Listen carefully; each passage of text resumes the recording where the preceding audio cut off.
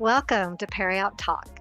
I'm Dr. Lisa Spruce, Senior Director of Evidence-Based Practice at AORN, and I'm pleased to welcome Amber Wood, Senior Perioperative Practice Specialist, to discuss our guideline on packaging for sterilization. Amber, welcome to the show. Let's get started.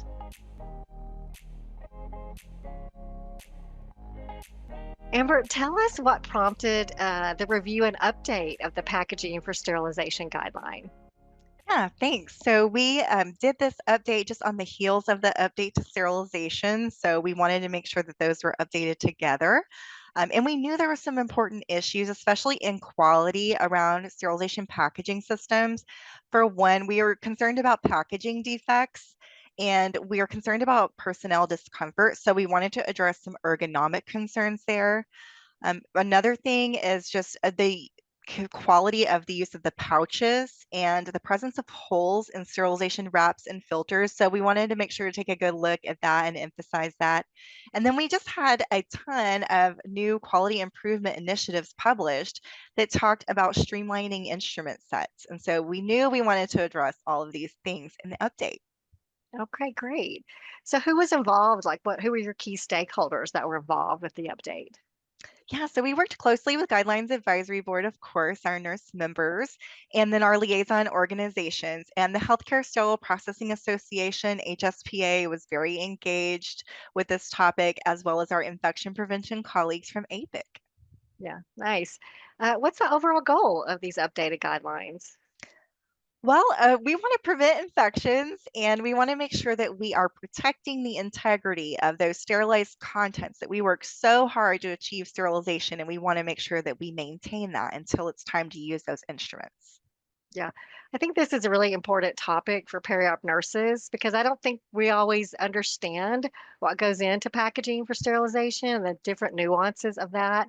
So, what is the most significant changes that you made to the recommendation when we're selecting and using those materials?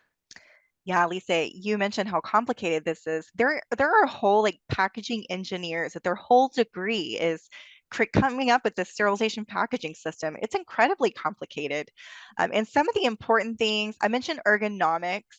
That's a big change we want to make sure we're addressing, and some facilities may already be there and others may not be. So we wanted to make sure we're addressing our work surfaces being at a comfortable height and having a safe place to sit that's adjustable as well for those ergonomics, making sure we have space and room to assemble our trays, which is a big challenge, making sure we have adequate lighting so you can see what we're doing, and the anti-fatigue mats so people aren't uncomfortable if they're standing, and then limiting noise because these areas can be really noisy. So we wanted to make sure we address those ergonomics. So those are some new things. The other thing is making sure that we're inspecting all those single-use wraps and filters while we're putting the sets together, that we're checking those things before we use them. And then looking at this new guidance, there's several new recommendations around streamlining instrument sets and optimizing them. And basically, you're looking to see which instruments in our set are we not using? Can we take them out so we can kind of streamline our processes and save some time and eventually saving money too, right? So, Yeah. but all those things are important to providing better quality care. So, those are the big changes in this guideline. Yeah, that's great. I think as a peri-op nurse, I didn't get a lot of time in sterile processing, but when I did get to go in there, I was always fascinated at their process and how they did things. And I know that there's some recommendations for the technique, so packaging technique that were updated. Can you talk a little bit about those? Yeah, well, specifically around pouches, the peel Yeah. pouches, Yes. paper plastic is what we're talking about. So we added recommendations to emphasize how to correctly use those and following your IFUs and making sure we're not putting items that are too big and trying to fit it in a pouch that's too small. It can cause problems. And then checking the seals and making sure they're completely closed and smooth. And we're very clear, no gaps, no folds, bubbles, or wrinkles.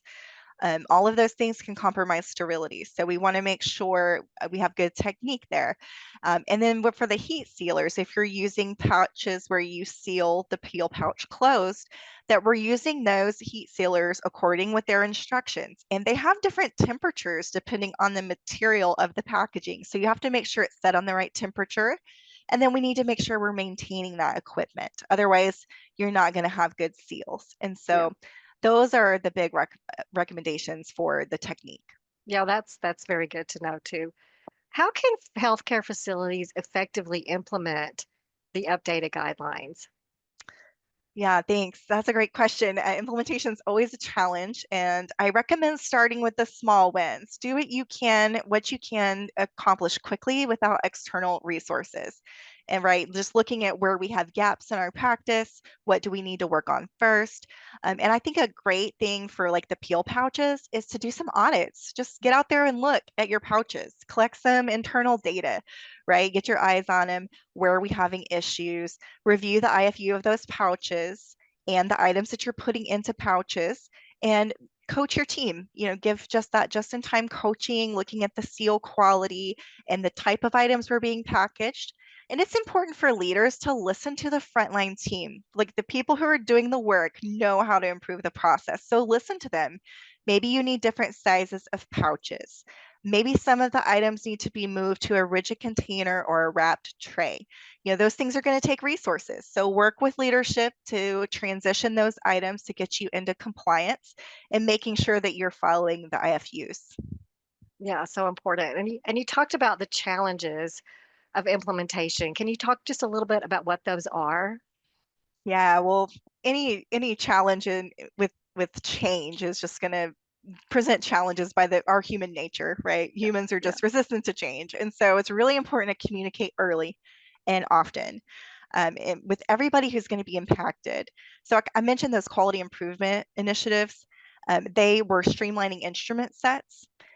That's something like you don't want to just take that on without involving the team. Like sterile processing can't just start streamlining sets without involving the team who's using those sets, right? yeah, So it was really important to convene a team and get everybody who's involved, every user of those instrument sets involved, and all your key decision makers. And maybe like for sterile processing, your customers are outside of the OR. Maybe you have other departments that use the sets. So get everybody involved, get their input to look at, what's your instrument utilization and just make decisions. What instruments can you remove from the sets? And like pretty much all of these papers talked about how important it is to have a surgeon champion anytime you're doing that, because you need somebody to be your cheerleader and get the other surgeons on board. So they talked about how that was essential to being successful. And then another thing that's successful to help with these challenges is to show the data. Show me the data. Look at your instrument utilization data that will guide your initiative. So, how often do you use this instrument? Some people used apps to track utilization, some just with a clipboard and a piece of paper, just tracked how often they were using it. And many of the studies, they said, okay, if we don't use an instrument 20% of the time, it's on the chopping block. Maybe that's an instrument we take out of the set. And so those decision makers, that showing them that data is really going to help when you can show them, hey, we've used this 1% of the time. It could be moved into a pouch so we don't have to have it open every time. And that's really going to help you with implementing change. yeah, yeah, I love that. And you've talked a lot about quality, and when I think about quality, also think about patient outcomes. So can you talk about how these guidelines could potentially impact patient outcomes? Yeah, so the biggest issue here that I've been talking about that was a concern for us is those packaging defects. They can compromise the sterility of the package and all that work you did to make sure it was sterile, and you have a hole in your package or you have a gap in your seal and it's not sterile anymore. And so that puts the patient at risk for infection. That's the ultimate outcome that we're trying to reduce. Yeah, yeah, makes sense. And then talk about a little bit about how you think these guidelines might evolve in the future. Yeah, it seems like every day there's a new sterilization technology or new materials are coming out. So we're absolutely staying up to date, being involved. in what's going on in the industry and making sure we're addressing these new materials like the 3D printing and those different technologies as they come out, and make sure that we're updating the guidelines so you have the latest and greatest and you know what's evidence-based when you're selecting and using these packaging systems. Amber, thank you so much for being here today. This has been fascinating and great information about sterilization for packaging. Awesome. Thank you so much for having me. Yeah, it's been great. So, thank you all for joining us today. We hope that you've also found this to be a helpful discussion.